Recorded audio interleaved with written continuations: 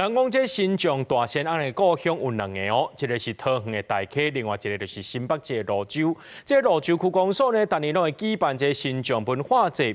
今年除了有家庭表演新庄体验活动，还有市集，一天就吸引3000多人去遐参与。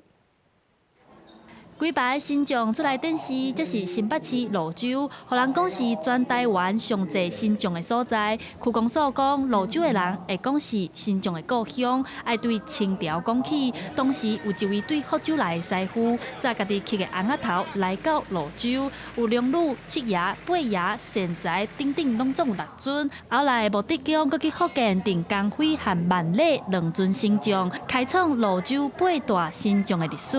蘆洲是咱新庄的故乡，咱蘆洲内底有100几尊的新庄。自清朝开始，迄个商人有摕迄个神像头来卖，吼咱自迄当阵开始，咱就新庄一直发展起来。所以蘆洲是新庄上济的所在。哎，对，进前头咧100桶，即马大概咧150左右啊。 为特别宣传蘆洲的新庄文化，蘆洲区公所逐档拢会举办新庄文化节，让民众来体验更新庄。一般正常的新庄是40至50公斤，为了要让一般的民众甚至是囡仔拢会当体验，嘛有专工改良，减轻一半的重量。原本有40-50斤哦，现在我改良以后是27斤，你这个扛得起。